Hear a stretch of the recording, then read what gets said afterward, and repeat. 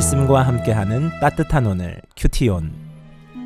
나를 능하게 하신 그리스도 예수 우리 주께 내가 감사함은 나를 충성되이 여겨 내게 직분을 맡기심이니 내가 전에는 비방자요 박해자요 폭행자였으나 도리어 긍휼을 입은 것은 내가 믿지 아니할 때 알지 못하고 행하였습니다. 우리 주의 은혜가 그리스도 예수 안에 있는 믿음과 사랑과 함께 넘치도록 풍성하였도다. 미쁘다. 모든 사람이 받을 만한 이 말이여. 그리스도 예수께서 죄인을 구원하시려고 세상에 임하셨다 하였도다. 죄인 중에 내가 괴순이라. 그러나 내가 긍휼을 입은 까닭은 예수 그리스도께서 내게 먼저 일체 오래 참으심을 보이사 후에 주를 믿어 영생 얻는 자들에게 본이 되게 하려 하심이라. 영원하신 왕, 곧 썩지 아니하고 보이지 아니하고 홀로 하나이신 하나님께 존귀와 영광이 영원 무궁하도록 있을지어다. 아멘. 아들 디모데야, 내가 네게 이 교훈으로서 명하노니 전에 너를 지도한 예언을 따라 그것으로 선한 싸움을 싸우며 믿음과 착한 양심을 가지라. 어떤 이들은 이 양심을 버렸고 그 믿음에 관하여는 파선하였느니라. 그 가운데 후메네오와 알렉산더가 있으니 내가 사탄에게 내준 것은 그들로 훈계를 받아 신성을 모독하지 못하게 하려 함이라. 할렐루야. 말씀과 함께하는 따뜻한 오늘 큐티온 2025년 7월 9일 수요일입니다. 우리 함께 기도로 시작하겠습니다. 사랑의 하나님, 감사드립니다. 일주일의 중간을 지나가게 하시니 감사합니다. 말씀하시고 깨닫게 하시는 놀라운 은혜 더하여 주시옵소서. 감사드리며 이 모든 말씀 우리 주 예수 그리스도 이름으로 기도드립니다. 아멘. 오늘 말씀은 디모데 전서의 1장의 후반부를 이제 나누게 되는데요. 1장의 후반부는 바울이 자신의 간증을 나누게 됩니다.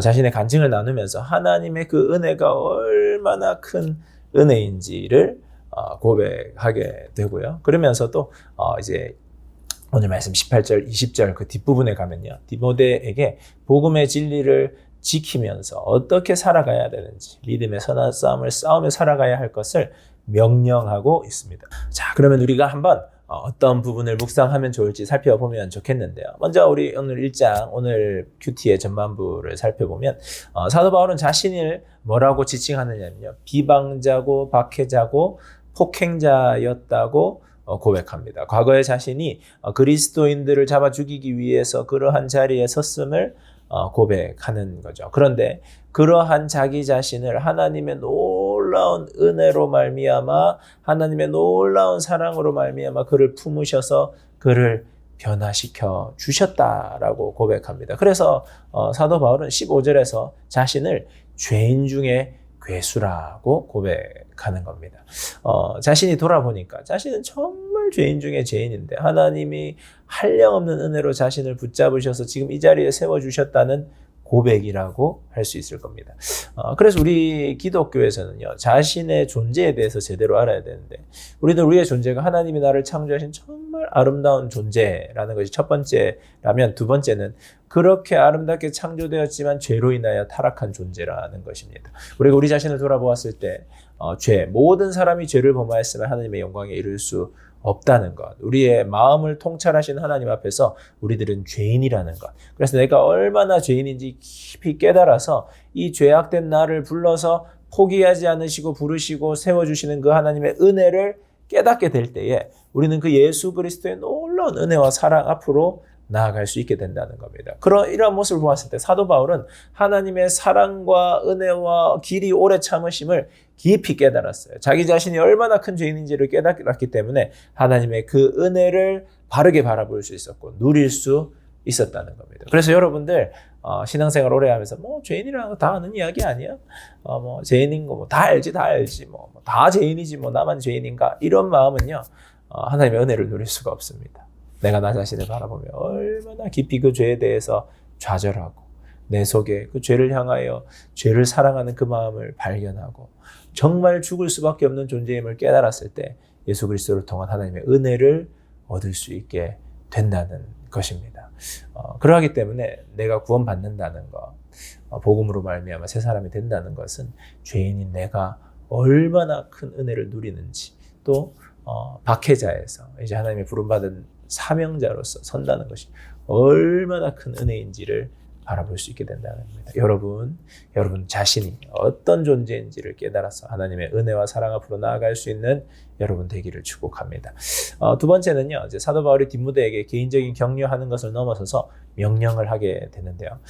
복음 사역은 선택이 아니라 하나님께서 우리들에게 맡기신 사명임을 밝히면서 믿음의 선한 싸움을 싸워야 한다라고 말하는 겁니다. 여기서 싸움이라는 것은 갈등을 일으키는 싸움이 아니라 믿음을 지키기 위한 그 싸움과 같은, 전쟁과 같은 그 길을 걸어가야 한다는 거예요. 쉬운 일이 아니라는 겁니다. 그래서 이 선한 싸움을 싸우면서 우리는 끝까지 걸어가야 함을 말하는데요. 19절에서 이 싸움의 핵심 태도에 대해서 말하고 있습니다. 그것은 무엇이냐? 믿음과 착한 양심을. 그러니까 믿음의 선한 싸움을 한다는 것은 어떤 거냐? 착한 양심, 믿음과 착한 양심을 가지기 위해 선한 싸움을 한다는 거예요. 우리가 이 땅을 살아가면서 믿음으로 살아가기가, 선한 양심을 가지고 살아가기가 쉽지가 않습니다.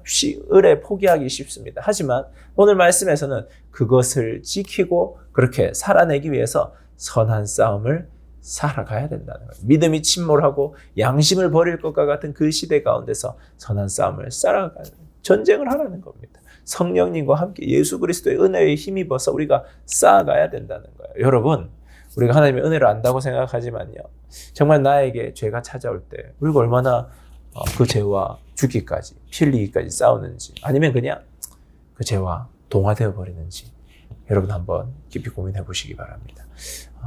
믿음의 선한 싸움.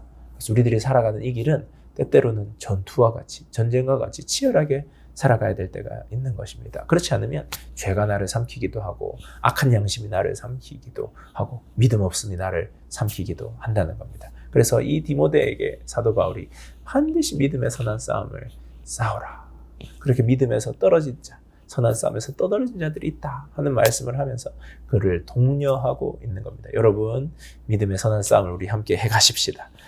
믿음과 착한 양심을 가지기 위해서 우리 하나님을 붙잡고 성령님을 붙잡고 전쟁하며 나아가십시다. 그때 하나님 우리를 하나님의 믿음의 군사로 세우셔서 이 땅을 넉넉히 감당할 사람으로 세워 가실 것입니다.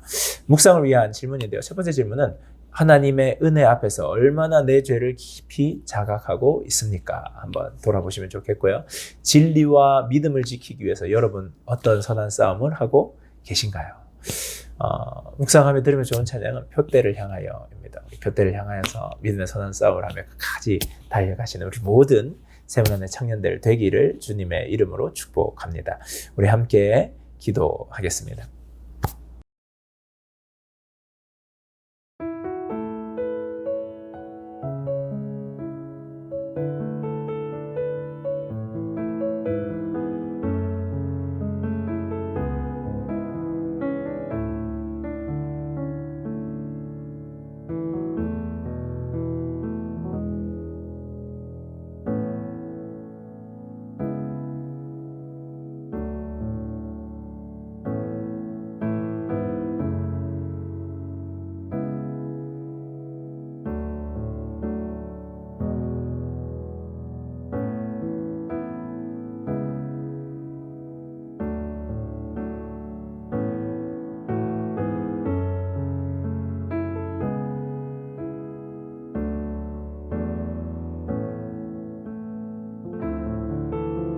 사랑의 하나님, 감사드립니다.